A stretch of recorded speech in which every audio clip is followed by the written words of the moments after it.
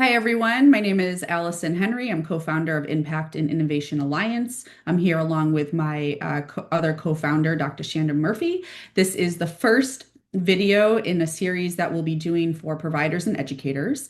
The focus is on social emotional learning and mindfulness in public and private schools. Together, Shanda and I have been working in schools for the past 25 years. We were both practitioners and also providers and researchers.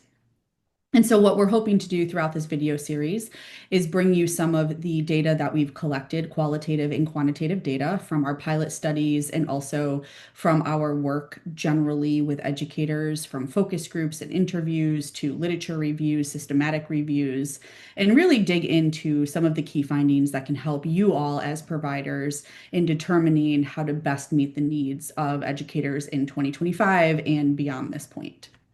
You can read more about us as the co-founders on our website, impactandinnovationalliance.com. And also you'll get to know us more as we do this video series. So let's jump in. So today we're going to focus on three key areas that providers can address to ensure that their program or curriculum or professional development can be adopted with success and usable in schools today. And that is one of the most foundational things you can do as a provider is really think ahead before you start anything, is put your program in the context of a school in the hands of a teacher who is standing in front of a classroom full of students. How is that product or curriculum going to be used? How is it going to live within that environment, given all of the current conditions and stressors and expectations that educators are facing? During the past 4 years, Shanda and I have worked together to pilot and really kind of dig in and test different programs, both digital and print. And also, we looked at professional development opportunities for teachers. And based on this 4 years of pilot data, along with systematic reviews, and also we looked at the SEL program research done by Dr. Christina Cipriano, who's out of the Yale Child Study Center. We came up with kind of these three essential audit areas, if we'll use that term, is kind of like how to take a step back and do an audit of what you provide. So we're going to talk you through these three audit areas and kind of some of the questions that you want to be thinking about. And our whole goal with starting Impact and Innovation Alliance is to think about what is the impact you want to have on education and how can you use your tools to innovate on what you've already done, because we're all of us in the SEL world are doing amazing things for schools. There's no doubt about that. But how do we take the reality of what we know of educators and continue to innovate so it's the most usable? So with that said, I'm going to turn it over to Shanda, and she's going to talk about the first key area that we can look at when we do an audit of our own program. Yeah, so the first thing that we really found is whatever you are going to implement into schools, it needs to be easy. We call it the just press play option. So in some of our pilot data, we were able to ask teachers what is it that's inhibiting them from implementing SEL programs more often in their classroom. And the big findings we had were that they didn't have the time, which we know all teachers are struggling with. And what kind of surprised us a little bit more was they didn't feel like they had the knowledge or the expertise in the area to implement the program or be able to confidently teach social emotional learning. So that is where we really want to focus on that just press play option. So some questions you can ask yourself is, what prior knowledge does your program require of teachers? Is there a big load up time in terms of training and development that the teachers need in order to implement? Because that can be defeating right off the bat for teachers, or can question maybe their expertise in terms of adding to their stress and burnout. And then also, what do you require in terms of preparation for teachers? So not necessarily knowledge. On the other side of things, how much time does it take for teachers to prepare to implement any of your SEL programs? And so this whole idea of let's not add any more load to teachers or add anything else to their plate, as we know their rates of stress and burnout are high from research, and most of us have all been educators at some point and know what education is like right now for teachers. And so, where can we minimize that time on teachers, that prior knowledge need, and where they can just walk in tomorrow and literally use your curriculum pretty easily?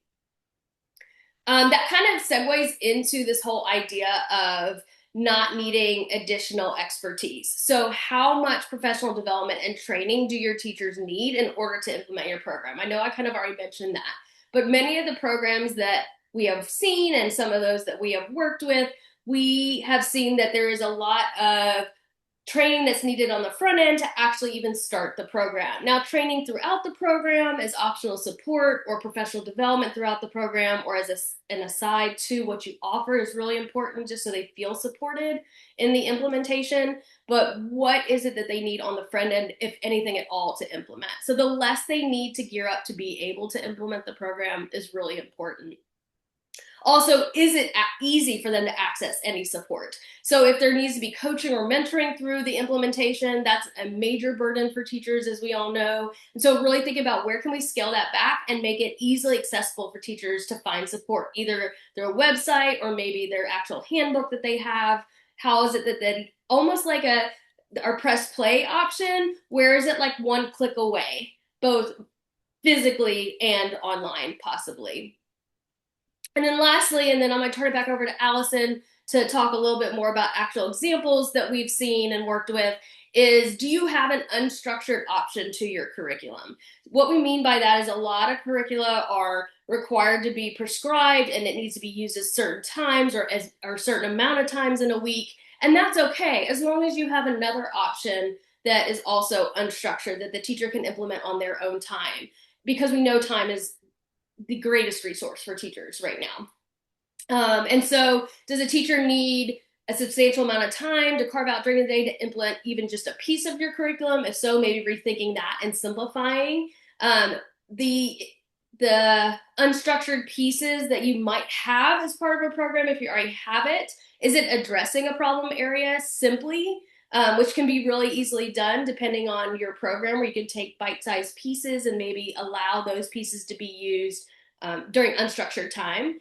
And then does it allow for flexibility? So one of the big things we found in our research as well is that teachers use a lot of these unstructured pieces of programs during transition time. So coming in from recess, going out, maybe to prepare for quiet time, to start the day, maybe to calm down from a circle time or something that needs to bring them back to this specific center that they'd like them to be in. And so those unstructured pieces are so important because they can be easily implemented. They have that just press play option. They have that no additional expertise needed. It's usually something a lot of the teachers are already doing, but they don't realize it. And it's giving them more structure by giving them unstructured options to implement.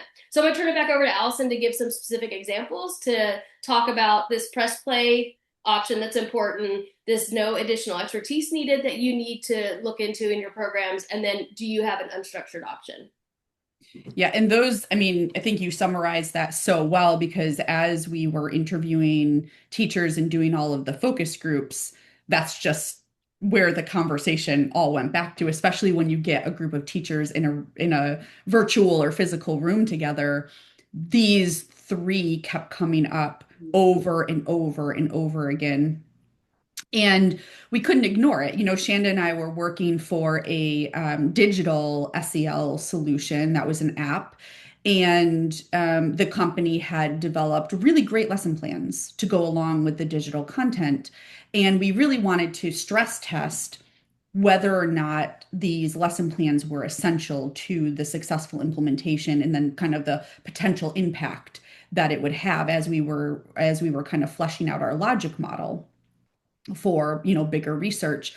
And one of the things that we found is that while the teachers appreciated the lesson plans, they didn't use them because it added one additional level of preparation that they needed to do. The content, the press play, literal press play in the app, and the content was so rich and structured, and it delivered an actual lesson to the kids that they didn't need a lesson plan to do anything else. They needed to make sure that they had 5 minutes of time.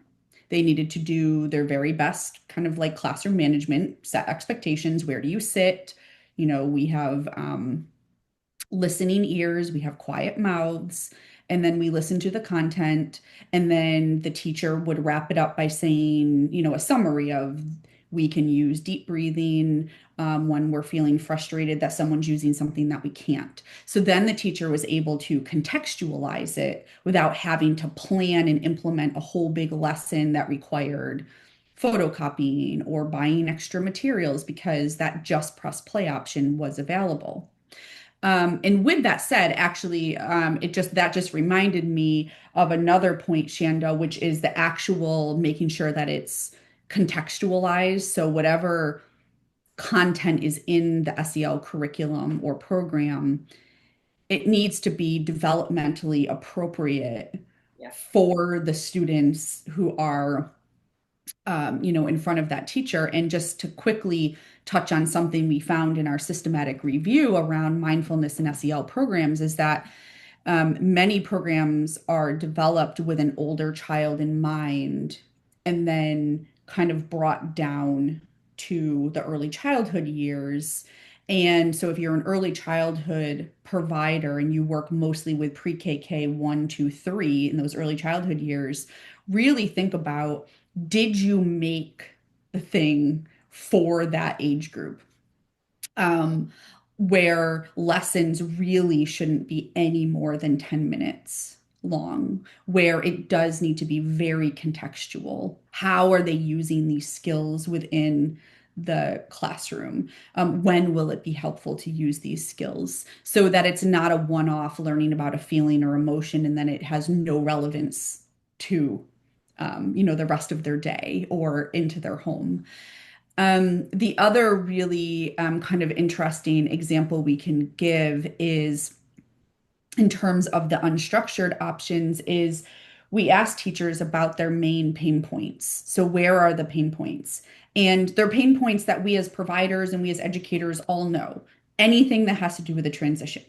So coming into the school, going from a quiet activity to a busy activity or a busy activity to a quiet activity. If you're in the early childhood years, it's your middle of the day rest or nap time, transitions from eating, and then going home. So any of these times where we're asking a child to have to regulate through a transition where they're going from one thing to another thing.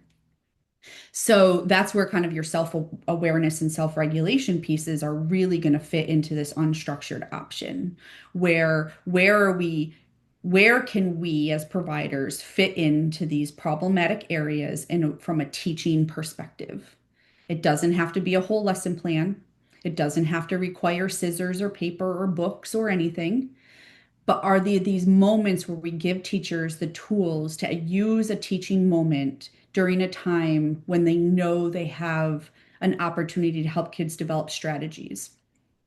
And so that's what we mean by these unstructured times of the day that teachers are looking for. And one really interesting and amazing outcome that Shanda and I didn't anticipate is how much the teachers needed SEL during those unstructured times, how much they needed to reset, how much they needed to work on their self-awareness and self-regulation during those unstructured times. And so think about that too, is, not only are we doing this work for students so that students can learn SEL and mindfulness skills in schools, but we're doing it to take care of our teachers. We're doing it to increase the capacity of the whole environment, to increase their SEL skills so that they can function as a group of learners, as a group of peers. They can develop their relationship skills. They can make really good decisions and ultimately then contribute to the greater community. That's the whole point of the work we're doing. So, I think about, when you go back and you do kind of this internal audit of what you provide for educators, think about everything Shanda talked about, those three main points, and then think about who we're doing this for. Who are we ultimately wanting to impact? How can we have the most impact? And there might be some hard conversations because you might actually undo some things that you've worked really hard to do. Um, but that's where the innovation comes into play. Don't throw it all out, but think about how can we do this in a way that's more usable for educators. And it's okay that you tried something and then, like we said, we worked with that company that made a whole bunch of lesson plans, and those lesson plans weren't horrible. And we were able to go through them and take the parts that were really amazing. So that is, kind of what we wanted to start off with, which is, our work at Impact and Innovation Alliance is really helping providers sort through how you can make sure that you are most usable in schools. Shanda and I do work with providers in various capacities around, systematic reviews, logic models, working with schools to run pilot studies, and also thinking about kind of go-to-market messaging around how are you really ensuring that teachers are going to see you as a helpful tool in the classroom and not something that is going to add to their stress and burnout. So if you do need support around those areas, we have a form you can fill out on our website. Shanda, any other closing thoughts around this? We do have a Substack where we are posting more information. So if you have any questions or want to reach out further for us to talk in more detail about some of these items, just let us know. And we are at Impact and Innovation Alliance on our Substack as well. And we will be doing some follow-up videos that dive into some of these things a little bit deeper as well. We'll also have a video for educators specifically on implementing some of these programs. So keep an eye out for more videos from us. All right. Thanks for joining us, and we hope that you will follow along with our journey here in really helping to elevate SEL in real, relatable, and usable ways in schools.